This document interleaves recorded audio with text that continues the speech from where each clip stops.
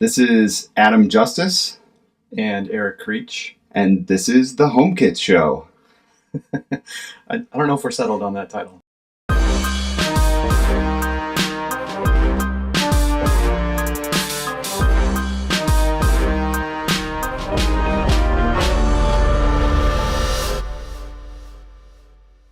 So, a little bit about ourselves. I'm Adam Justice, Vice President at a company called GridConnect. And you may know us in the Apple space a little bit better by our HomeKit brand, which is ConnectSense. And I'm Erik Krietsch. I'm the lead developer at GridConnect. We've been working on the ConnectSense app for the last couple of years now. And we're just really excited about the HomeKit space. Yeah, definitely. I mean, this is my third WWDC and been working on HomeKit basically since it was announced. And, not only that, I think worth mentioning is, Erik and I are also passionate users of HomeKit too. So we both have a ton of HomeKit stuff in our homes, and our wives just love it. Passion is a pretty strong word, but I will certainly say that it is a pretty cool thing to be able to automate aspects of your house. And as we move on, the space is getting more and more interesting. So it's been a pretty big week for HomeKit here at WWDC. Yeah, it has. It got some nods in the keynote. They had some new profiles that they mentioned, and the new hardware. So there's definitely some cool stuff coming up. So first, let's kind of cover what was discussed in the What's New on HomeKit talk. So yeah, every year they do one session heavily focused on HomeKit, and there were some pretty big announcements there. So the first one they covered was event triggers. Right. Yeah, some really cool improvements to the APIs there. Up until this point, the abilities that you had to kind of kick off a scene were somewhat limited, and didn't allow for a whole lot of real automation. And as you use products in the HomeKit space, you start to realize that true automation is pretty difficult, given it's oftentimes that you want to have a scene, or you want to have something happen based on your location. And it's all about context, in the sense that, like, when I move into this room, I want something to happen, or as I move from room to room, depending on the time of day. And it's all about context. And they made some interesting improvements there, especially with regards to the presence. Yeah, I mean, I think that's definitely where this is headed, and where we want this to go is we're moving towards this concept called the conscious home, where you're just kind of living in your home and things are changing, and it's learning your behaviors and things like that. And I thought these new event triggers are really a step in that. And it's a tough balance, because you want to make it easy enough for people to use, but you also want to have those powerful features. And yeah, I agree. The ability to automate on presence was huge. So a little bit about that feature, so that it has the ability to track multiple users in your home. So prior to this, there was some concept of geofencing, but it really didn't take into account that people live in houses with more than one person. So a lot of concept. Yeah, a lot of wives were being left at home in the dark and getting cold when their husbands, who set up all their tech, left. Or maybe vice versa, depending on who's the tech setter upper in the house. So yeah, this has the concept of real life, that multiple people live in a home. So the cool thing here is that it lets you set up scenes to trigger when the last person leaves. So you say you're set your away scene. So when the last person leaves the house, then the lights turn down, doors lock, thermostat turns down, and then also when the first person gets back home. So I think that's going to be a really cool new feature in iOS 11, and I'm excited to check that out. Yeah, agreed. And this idea of last one out, turn off the lights kind of thing is something I try to beat into the heads of my children. When you leave a room, turn off the lights. When you leave the house, lock the door. That kind of thing. And when you don't have to think about it anymore, then that's a pretty nice thing. Yeah, definitely. Now, I was going to say Siri can do that for you, but it's really just HomeKit. Right. Yeah. Well, And then also, in addition to the user presence stuff, we also got sunrise and sunset as triggers, which is really nice because for example, a use case that I have is we have some security lights on the outside of our house, lighting up the driveway at night, and they're on a timer, but I have to pretty pretty often adjust that timer for the time of the year, and it's kind of a pain to deal with. It's a mechanical timer. I don't really like it. And if I could wire those in such a way that I could just respond to sunrise and sunset events, that's pretty awesome. And then again, like you don't have to think about it anymore. Like you kind of set it up and set it and forget it, and just kind of let it go. And they let you do offsets now too, so you can say like an hour before sunset, I want these lights to turn on and things like that. The other one that jumped out at me in this category was they also, I believe it was called end events, but that may not be exactly right. But basically, the concept is when something happens, I want to turn on a light for a certain duration. So I thought this was huge for triggering off, opening a door or motion sensor or things like that. So, and we'll talk some more about some other technology headed there that's going to make this a better use case. But yeah, if I open my back door, to let the dog out, turn on the back lights for 10 minutes and then shut them off. I think that's pretty powerful. Yeah, and the funny thing is, like, when you imagine it as a concept, it seems pretty obvious, but it was something that was missing from HomeKit for the last three years. iOS 8 was when it got introduced. So yeah, having this kind of time delay duration thing, it wasn't like a glaring miss, I don't think, but having it in there now feels a lot more natural and like something I think a lot of people are going to take advantage of. Yeah, and I think that's what we're going to see over time.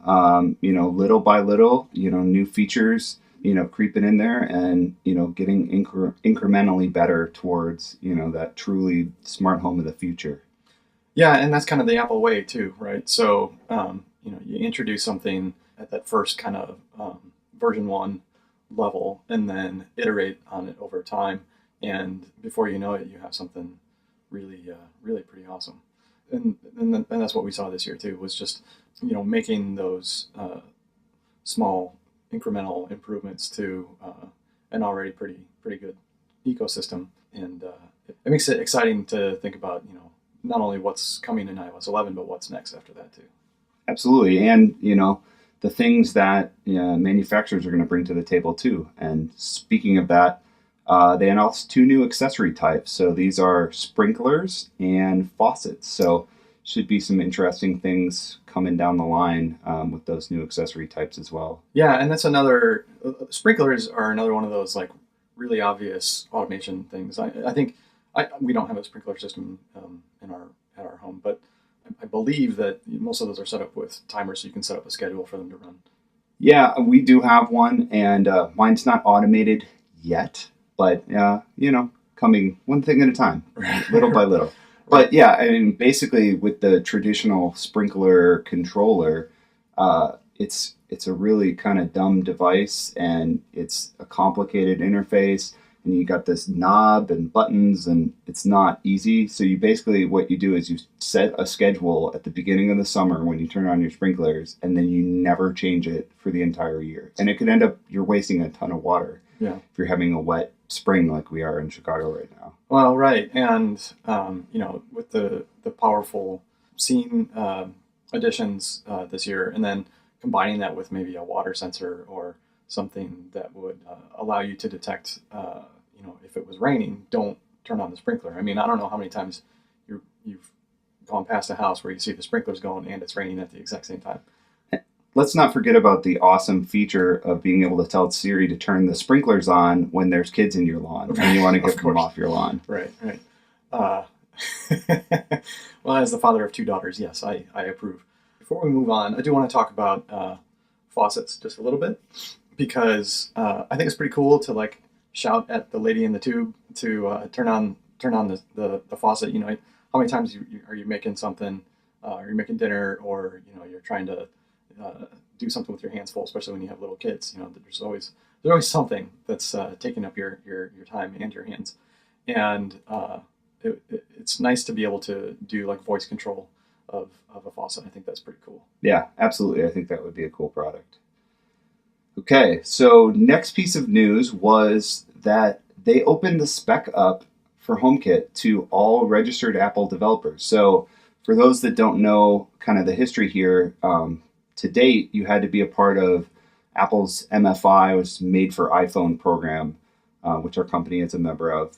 You know, a little bit of a process to go through that, and not necessarily something that somebody who was just kind of interested as a hobby or maybe just wanted to tinker a bit would have access to. So this is pretty big news. Yeah, I mean, more and more, I think we're seeing this kind of makerspace open up, and you have things like the Arduinos and the Raspberry Pis, and people are getting interested in just building little Frankenstein devices with breadboards and hookup wires and that kind of thing. And for them, this is huge. You don't need to wait for some company to implement a mass-produced thing to meet your kind of niche needs. You can just put it together now and write the code yourself and fill whatever weird thing that you need to have happen. And I think that's really cool. I think that's super cool. Everybody's house is different. Everybody's got that like weird door that locks in a weird way, or the hinge is on the wrong side or something goofy, and being able to fulfill your own needs in that way, I think is really, really neat. I think there's also the other thing that occurred to me. So earlier this week at WWDC, we had the pleasure of hearing Todd, and I would butcher his last name, Todd S., who was featured in the accessibility campaign. He's a quadriplegic known as the Quad Father. Right. And really got me thinking about that community of people. And he talked about how game-changing HomeKit was for him because it gave him access to do things in his home. And, obviously for that community, maybe there are some one-off solutions that aren't a bigger company isn't going to commercially manufacture. But if a hobbyist can do something cool to help out somebody like Todd, that would be great. Yeah, the name of his talk was Convenience for You, Independence for Me. For someone who, doesn't have control of their limbs, being able to affect things around them, in the physical space just by using their voice is really, really awesome. And I can only imagine just how liberating that feels for him. And so, yeah, as we progress in this space, I can only foresee good things for people like Todd. But you're right also that, not having to wait for, a major company to put together this manufactured thing, I think it's going to be really useful. Yeah, definitely. So next thing, some protocol enhancements. They announced tap to pair for NFC. I think this is pretty exciting. So those who may not be familiar with the current pairing process in HomeKit, accessories today have to have a sticker on the back of them. They do some fancy image recognition, kind of like if you're doing an iTunes code to do a secure pair with the device. And this is just giving some other options. And yeah, I mean, it doesn't always make sense to have a sticker on that device. And, talking about accessibility also, obviously somebody who is, blind or had trouble with sight, something like an NFC would be a lot simpler than, dealing with a sticker. So I think that's a great option there too. And yeah, I think it'll just be a nice option to add to the pairing. Yeah, the sticker thing, it gets kind of complicated because, you have to put it in a place where it's not like glaringly obvious that, it's effectively like kind of like a barcode, I guess. And having barcodes all over the place, they're ugly. Yeah, it's not very aesthetically pleasing. No. Not very Apple. No, it's not. And so, yeah, it's ugly, and you got to try and hide the thing. But if you hide the thing, that makes it inaccessible to people who are trying to pair it. I mean, with our smart outlet, we have that label on the back, and you can't pair it by zapping the thing on the back when it's plugged into the wall. You can now, because they also announced the ability to scan the code first and then find a device. But yeah, that we had to put it somewhere, and we also put it on a card in the thing, which I think is probably what most people use. But yeah, you don't want to have it exteriorly on the device. It's not not something you need that often either. So I think NFC is a really good solution for that. Yeah, and being able to just walk up to a thing and hold your phone next to it, like using Apple Pay is super awesome and actually kind of fun. Magical. Yeah, magical is a good word. I get excited when I get to the front of the line at a place that has Apple Pay because one, I don't have to pull my card out and do that thing where you like dip it in and you wait for a second and then it like honks at you to take the card out. It takes forever to do that, and so using Apple Pay is fun to do. And so in that same respect, like using NFC to pair your devices, you may not get the little pleasant chirp like you do from Apple Pay, but still, like that's super easy. Like that is so painless, and like removing that friction from setting up a device is going to make a huge difference. I think one of the things in the IoT space and home automation, setting up devices is hard to do right, and being able to do simple setup using NFC is really, really cool, and it just makes it dead simple. So that just means that it becomes more accessible to people, and they have fewer things that stand in the way of them being able to get going with their products. Absolutely. So in addition to that, they also did support for QR codes, which is another option, more in the sticker realm. But they also said they could be pretty small, so I think that's interesting. Yeah, the smallest I think they said was 10 by 10 millimeters, which is pretty small. I mean, it's still the robot barf thing on there, and so those also they're not pretty. They're a little bit nicer looking, I think, than the previous pin code stickers.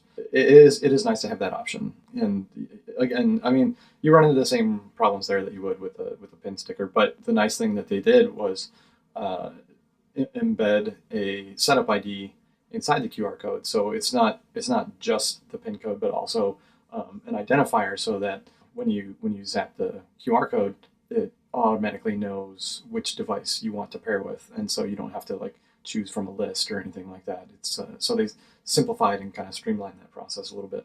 Yeah, that's going to be great. So next on our list that they talked about was something called BLE Secure Broadcast. And basically what you need to know is that BLE is going to get quicker. Sub-second latencies. The demo they showed in the lab was an Elgato door sensor. So I had one of these to test a while back, and it was pretty useless because the door would open and 5 seconds later the light would come on. And so it wasn't quite there yet, and that wasn't Elgato's fault. That was just a limitation of the protocol, and so it's good to see that they fixed something here. And because obviously something like a door sensor or anything battery powered has to be BLE, and it's not quite as quick. It wasn't quite as quick and responsive as IP based accessories were in the past. So it's good to see that playing catch up.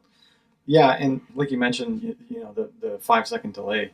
It doesn't sound like much, but when you're opening the door and you expect something to happen when you open the door, that's got to be super fast. 5 seconds is like an eternity when we're talking about computers, and even more so when we're talking about what do people expect, and especially with something like a door sensor, you want to know immediately if something's up.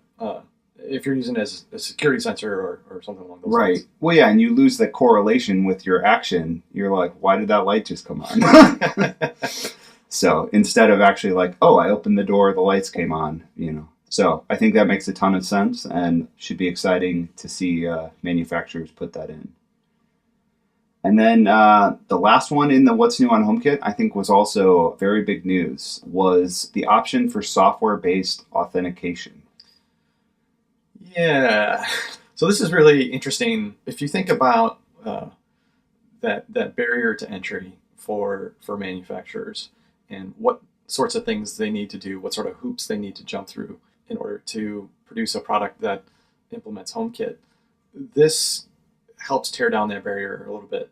And I don't know if this is Apple's way of trying to play catch up maybe a little bit, or if they just want to make it easier for manufacturers. So for those who don't know, today, up until now, you had to be part of the MFI program, and you also had to have a hardware authentication chip on the board from Apple. So that was part of, obviously a big part of Apple is privacy and security, and that's just one of the ways that they ensured that. But the downside of that was that anybody who wanted to support HomeKit had to do a new hardware design. Right, yeah. So if you didn't ship with that chip as part of your product, then you would have to do a hardware revision to add that.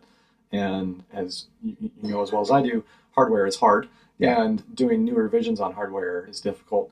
And especially for companies out there that have products in the field and they want to be able to support HomeKit, and they don't want to turn their backs on their existing customers and release a new version of their hardware. This is a really cool option. And like I said, it should reduce that barrier to entry for the manufacturers, and then allow their existing users to start using HomeKit. Yeah, I mean, there were not a lot of details on this yet, and we'll see where it ends up. And I think it's important to remember that this doesn't mean all of a sudden everybody's going to be able to do HomeKit.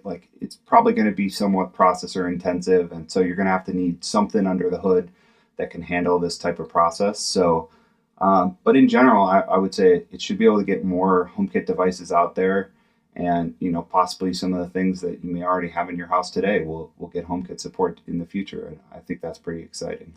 Yeah, that's agreed. Very cool. Definitely. So that's all for what was new in HomeKit that was covered in that session. Let's go back to the keynote for a second and talk a little bit about HomePod. The HomePod, or the Siri speaker. Yeah. What else can we call it? Not sure how I feel about that name, but maybe it'll grow on us. It's weird. It makes me think of a sleep pod, like a when they go, spaceship. Very sci-fi. So we got a chance to see it. Being at WWDC, this is the first WWDC I've ever been at where they released hardware. In the morning they had a demo area for the press, and in the afternoon they let the masses in. Everybody with a badge got to go see all of the new hardware, which was pretty fun and exciting. So we got to see it. We didn't get to hear it. We didn't get an audio demo like the press did. Weren't allowed to touch it, but it looked nice. Yeah, I guess the interesting thing about that is, this is primarily an audio device, and we did not get a demo of that. We just got to see it sitting on a tabletop. So in that regard, we didn't get really much of an understanding of its capabilities. But yeah, like you said, it's a nice pod-looking thing that goes in your home. Yeah, and I mean, I think as far as what they covered in the keynote, they leaned in a bit on where they were differentiating with this, which is that it's going to be a smart speaker that plays really good whole home audio and room filling audio. So definitely interested to hear that when it comes out in December. But we're 7 months away. There's still a lot we don't know about this device. Yeah, that's true. During the keynote, Craig Federighi talked about how Siri has a new voice. And there was so much to cover in that keynote that it really only got a passing mention. They didn't really dwell on it too much.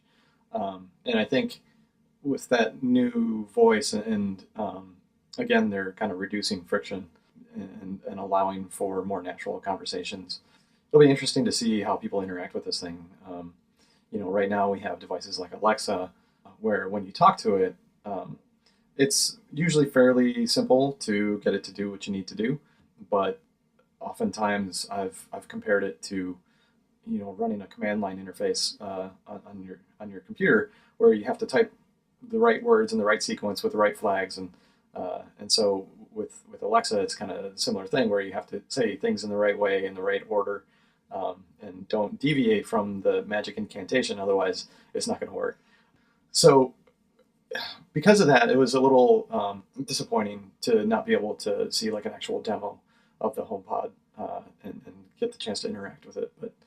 But still, I mean, you're right. 7 months. There's plenty of time between now and then for us to get a peek at that. Yeah, and I think the interesting thing too is obviously Siri's been out for a couple years now, and I feel like a lot of people were frustrated with Siri early on, and people that I've talked to about this week and things like that, they're like, yeah, but Siri's not that good. It's like, well, and I asked them, well, when was the last time you used Siri? Well, kind of when it came out. Well, they've been working on it for 3, 4, 5 years now, and it's gotten incrementally better, like everything else. So I almost feel like HomePod is going to be everybody giving Siri another try. Yeah, I think for me personally, like my chief complaint with Siri is how you invoke it and the time that it takes. That kind of from the time that I say "Hey Siri" up until when it actually wakes up and is ready for me to talk. Like there's some awkward moments in there where you can see the waveform, but it didn't make the dink sound, and so you're not sure if you can talk yet. And then it goes into this mode where I'm here to do whatever, and then you have to like invoke it or tap the microphone button again, and it's like I don't want to do all that. I just want to shout at the air and have it understand me. Well, and I think part of that is capabilities or restrictions that are relative to the phone. So, they're optimizing for battery life. They're doing various things so that that experience can't be as good as the Echo is talking to Alexa on a big device with 6 microphones. So now we have our own big device with 6 microphones, and I gotta feel like that's got to be a better experience. Yeah, and that's what I'm hoping for. Yeah. But again, since we didn't get to play with it, we don't really have an idea of what that's like. I'm very hopeful that with this new device that latency is greatly reduced, and that friction to invoking Siri is reduced as well. And so, yeah, I'm really hopeful that they address that. Yeah, and there was one interesting comment. So Erik and I both got a chance to go to the Talk Show Live, John Gruber's event, where he interviewed Craig Federighi and Phil Schiller. And Craig mentioned in testing the HomePod that even with the music blaring, he could speak the wake word and it heard him. So I think that's pretty encouraging, because I know I've been in that situation with my Echo before, and it's kind of almost a prank you can play on people of, turn the volume all the way up, and then they have to go mute it manually because you're not going to do that with your voice. Yeah, along those same lines, we have both a Sonos and an Echo Dot in our kitchen, and I actually had to move the Sonos because it was right next to the Echo, and if I was playing music, it wouldn't be able to hear me at all. And so I had to like rearrange my kitchen so that the Echo could understand me when I was trying to invoke it. And so that was a pretty cool thing. I mean, yeah, the way that Craig described it was, you can have music blaring, and the device would be able to hear you in ways that humans can't. And I thought that was kind of an interesting way to put that. So let's talk a little bit about its HomeKit capabilities. So the HomePod runs the same A8 chip that's in the current gen Apple TV 4, and it's going to be a home hub for HomeKit as well, similar to how the Apple TV is today. Right, and so the hub capability, I mean, that's kind of a no-brainer. I mean, I'm really glad that they did it, and it felt a little forced to have an iPad act as a hub. That felt kind of strange. I understand why that they did it. The TV as a hub also makes a lot of sense, but not everybody has an Apple TV.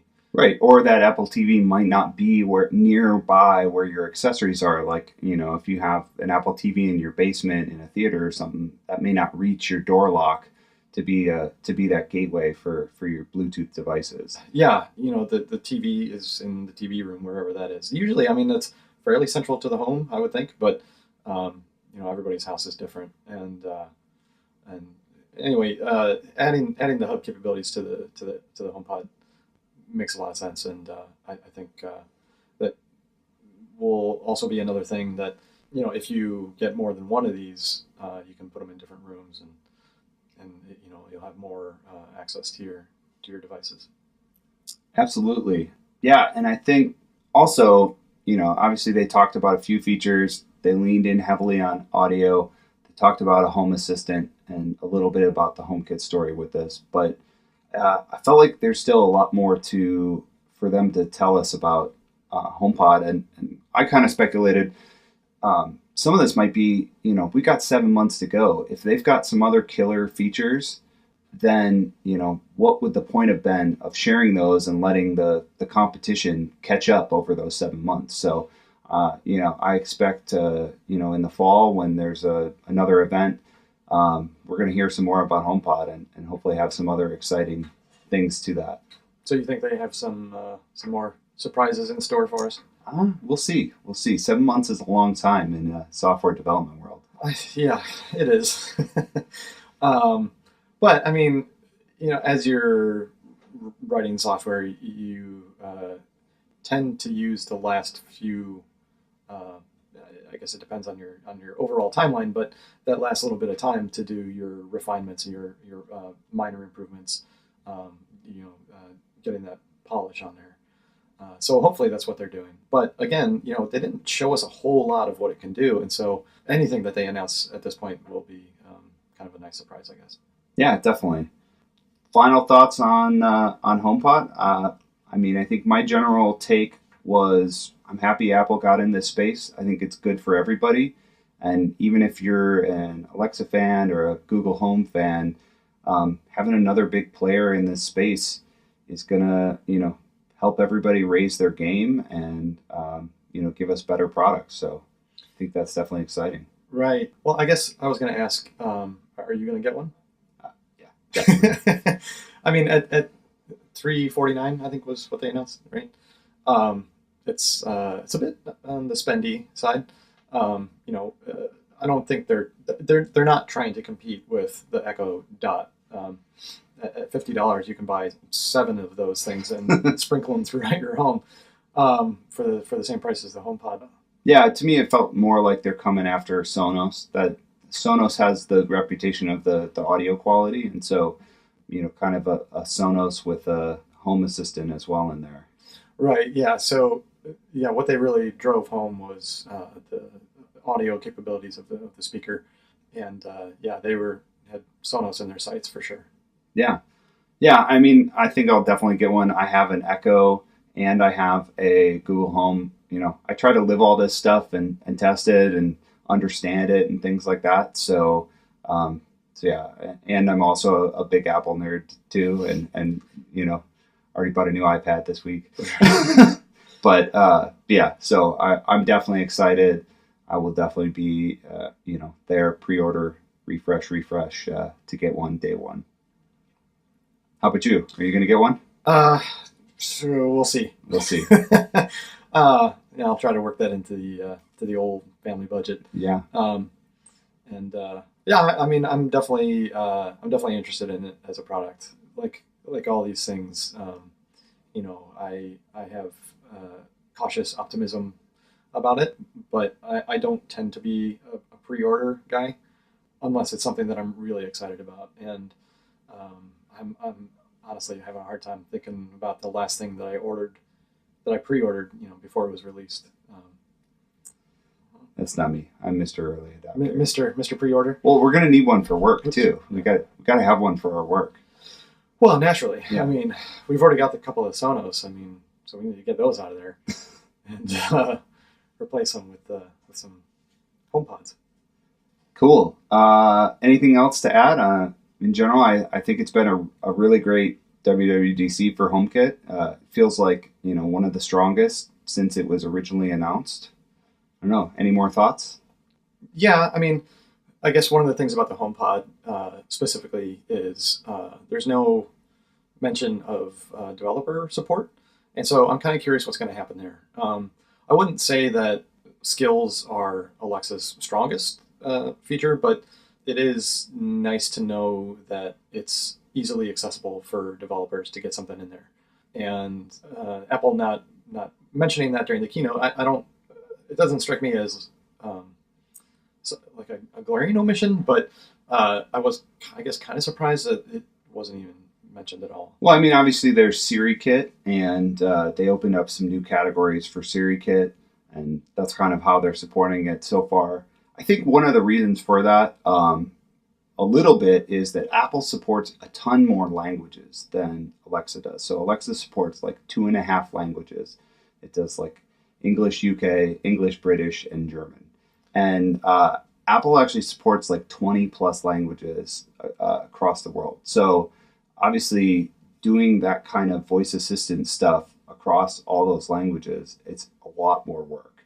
So I think that's probably a part of the story. And some of this are just really hard problems. And Apple tends to wait until they know they can nail it and before shipping something. But yeah, it should be interesting to see. And I got to feel, especially with the HomePod coming into the mix, that there's going to be even more coming to that Siri Kit API in the future. Yeah, for sure. I mean, they only announced it last year, and again, in what's common Apple, they announced it with a small offering to start with. I think there was like 4